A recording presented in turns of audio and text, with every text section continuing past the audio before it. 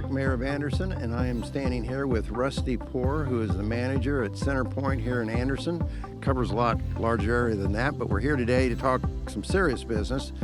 And this is actually 811 Day that we're celebrating, and we're trying to make some awareness for the public, for they know the importance of calling before you dig. And so let me first start by introducing Rusty again and asking a little bit about your background, and then tell the folks at home why it's so important that they call first. Yeah, so today is National 811 Day.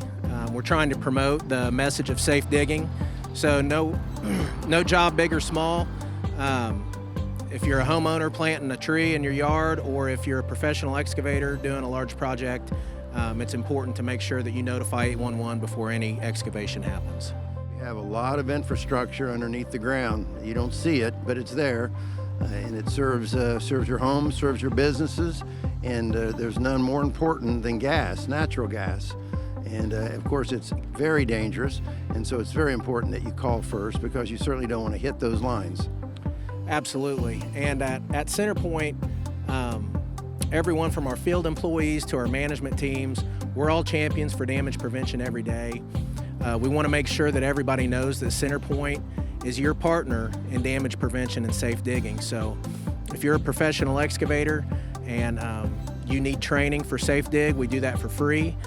Get with us. It's a half an hour, 45-minute training, and we can get with you on that to make sure all of your crews are trained and know how to be safe digging around those gas lines.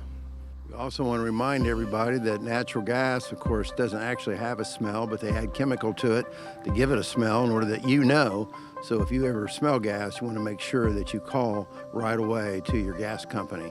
But again, before you dig, make sure that you call first. Now, I know the folks at home will be interested in knowing that they probably have a project. Contractors have projects. They probably want to know what's the turnaround time once they do call. Call 811 or go online to request a ticket. From the day you call it in or request it online, it's a 2-day turnaround, 2 full working days, and you should have paint on the ground. I know we were talking inside the building a moment ago. You have a new location, and it's very nice. Tell us about your location, how long you've been here. We started officing out of the building in February of 2024. Been here a couple years. It's a really nice place. The building we were in before was built back in the 60s, and it was aged. Nice big garage, nice conference rooms in the office area. The Anderson Operating Center takes care of pretty much all of Madison County. So again, dial 811, that's all it is, just 3 numbers. Just think 811.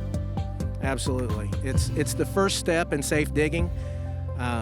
It's going to keep you safe, your crew safe, and the public safe. So I guess the good news is we know that most people do follow the instruction of call first, but unfortunately sometimes people don't. And even sometimes people that do make a mistake and get offline and hit something. So what should someone do if they do hit a line? Well, if there is an underground line strike to a gas line and there's gas escaping from the line, the first thing you want to do is get away from the blowing gas, go upwind to a safe area, and call 911. The second thing you're going to do is call your natural gas provider, and then you're going to call 811 and report the damage. You call 911 for our emergency personnel, but then also call 811 and report that as well. Yeah, absolutely. Like I said, get away from it, get to a safe place upwind. First call's 911, second call's your natural gas provider, and then your third call is going to be to Indiana 811. And then these folks work as a team to get it prepared and to keep you safe, but you have to take those steps on your behalf first.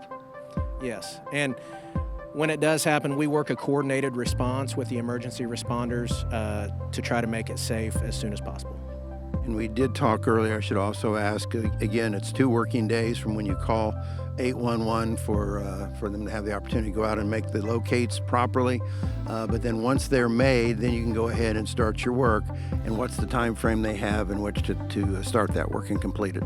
The start time is 2 full working days from the day and time you call it in. You do have to go and check positive response on Exactix to make sure that all of the member utilities have responded. And the ticket life in Indiana is a 20-day ticket. Today's 811 day, so if you're doing a project, if you're planting a tree or anything like that, doing landscaping, building a fence, or if you're a professional excavator doing a big job, it's very, very important to notify 811 before any excavation occurs. Thank you very much, and we hope you take this to heart. It's very important. It'll be safe for you and your family and the community. And Rusty, thank you for what you do for Anderson. Thank you.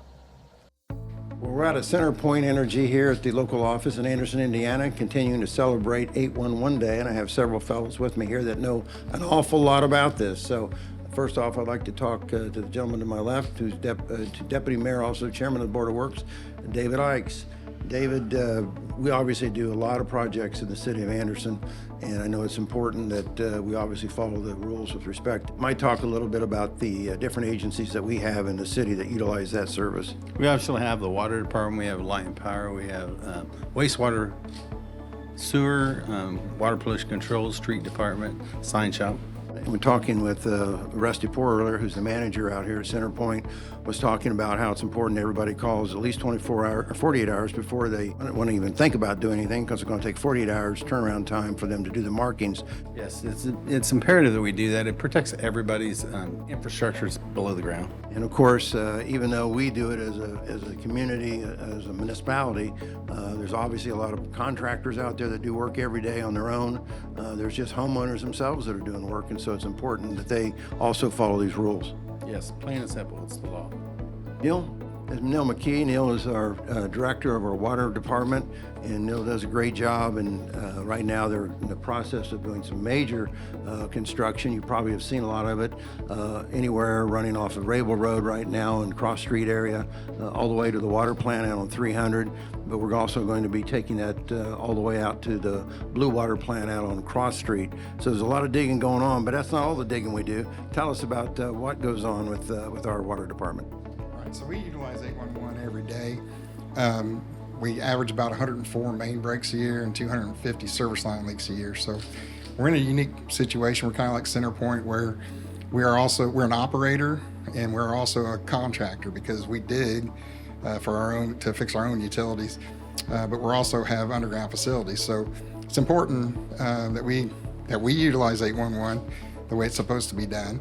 And it's also important that others do, because we want to protect our water lines so we don't have as many main breaks and service line leaks. So tell us, I understand you're on the board. Yes, I'm on the board of directors. I've been there since 2016. And it's important for us to have a voice because there's always new laws being introduced through the IURC for excavators and for operators of utilities.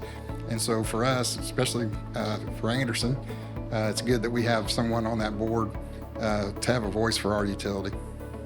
Well, and I should also note that you mentioned the number of breaks that we have annually right now. Part of the reason that we're doing this project that we're doing right now is because we're trying to eliminate some of those. That's right. We have a very old system, 70 to 100 years old, a lot of our system. And so we're going to have a lot of projects in the next 5 to 7 years to replace those water mains and service line leaks that I just spoke about. Well, thank you again. You guys do a great job. With Chief Dave Cravens here, Chief of our Anderson Fire Department, who also does an excellent job. So tell us, Chief, you obviously are on sort of the other end of this. If something does get hit, you guys are supposed to be the first to get the call. So tell us how that works, and again, why it is important that people make sure they do call first. Yeah. Once the fire department has been dispatched, we're going to arrive, we're going to evaluate the situation. We're going to place a gas monitor on it, see if the gas is too rich or too lean. Also, if it needs to be ventilated, if there's any evacuation need to be needed. Usually we'll establish a hot zone, and we want people to get out of their houses and be upwind of the gas leak. And then we'll continue to monitor it. Upon arrival, we've already contacted the gas company. I know that today's message is mainly to make sure people just understand that this system is in place, and it's an easy system to use, just dialing 811. But at the same time, we want to make sure folks understand that if they don't do that, there's consequences that could be very dangerous to them or their family or their friends and neighbors. Yes, and whenever a gas-fed fire is burning, you do not want to extinguish it unless the gas company tells you to do that, because it's going to keep fueling, and also that methane is lighter than air, so it's going to float. It has an odor to it, so you definitely want to be upwind, so you're not inhaling that, depleting oxygen in your body. JD, I know you are definitely in the middle. Both of you guys are both in the middle right now of these major projects that we're talking about. Might talk a little bit about that project as far as how it's coming along. It's coming along good. Likens Excavating, they're doing a great job. Every day, they're laying a lot of pipe. It's going good. And it looks like we're doing, I think Neil told me one day, anywhere between 100 and 400 feet a day, depending on the day. Yeah, they're getting after it, doing a fine job. Not only are we doing these major projects that's just part of trying to upgrade the water system overall, but because we do have aging infrastructure, unfortunately, we do have those water breaks from time to time. And might talk a little bit about how many crews that we have working out on those and how frequently we do that.